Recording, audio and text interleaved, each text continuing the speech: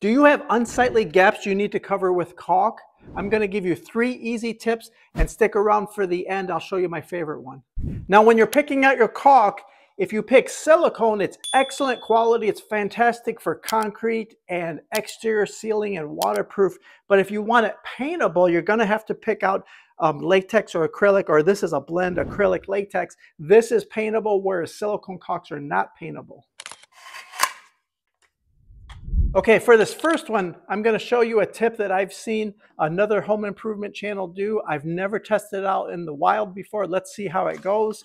You're going to simply smear your caulk in and inject it in the gap that you're trying to fill.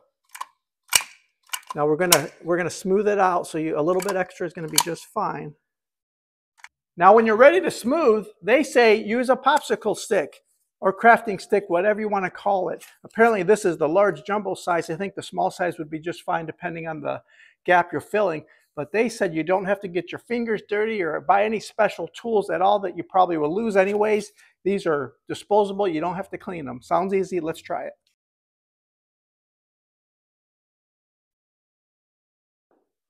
Okay, so far I like that result. It's definitely messy on the stick, so my hands are perfectly clean. I do see some mess over here that you're eventually going to have to wipe away. So I don't know that it's foolproof as far as keeping your hands clean, but it is a pretty good smoothing tool. I think it's worth trying.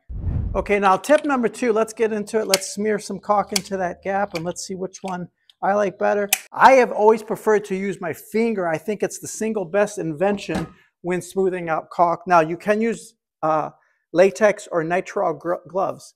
I actually prefer just to use my plain old fingers. You can wet the finger, that will help it to smooth it out better. But this way you can feel exactly how much pressure you're exerting, and you know when to stop and wipe it so you don't make a mess and drop it on the floor. As it starts to build up, occasionally you will have to wipe off the excess so you can have a clean finger and get back at it. But I'll tell you, the wet finger method works great. It's undefeated. You can feel exactly how much pressure you're exerting. It'll give you a great smooth finish every time. Okay, before tip number 3 that I promised you, I'm going to throw in this bonus tip. Come on over here. Let me show you what's going on. Huge unsightly gap right here. A lot of pros will say if you drag the caulk gun down, it will leave an unsightly finish and it won't smooth out. So they say push, don't drag. They say push. Let's try it. In the past, when I've tried it, I didn't like it. I'm going to show you why. Here we go. That's a pretty big gap, but let's push instead of drag and see if we can finish as smooth finish as we're going. Okay. Lackluster results.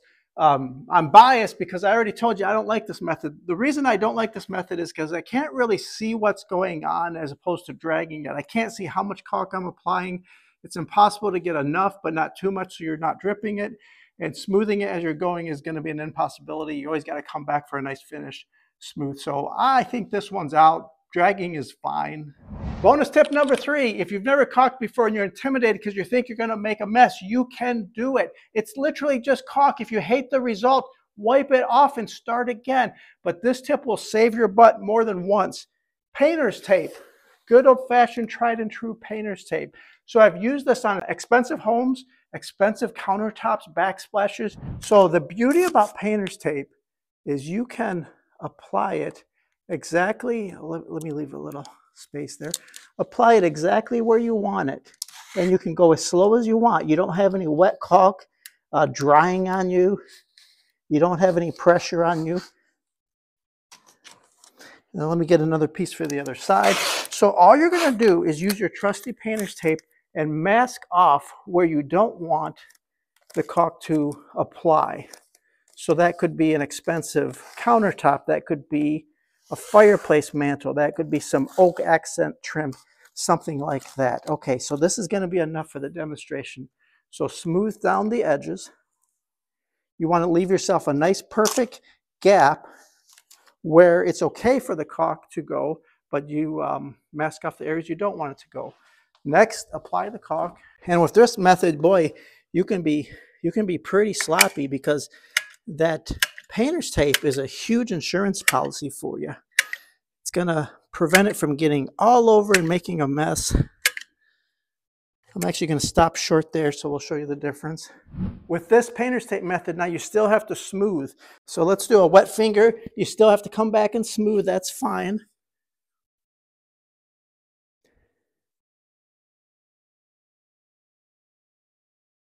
And like I said, with this painter's tape method, you can take your time. There's no pressure at all.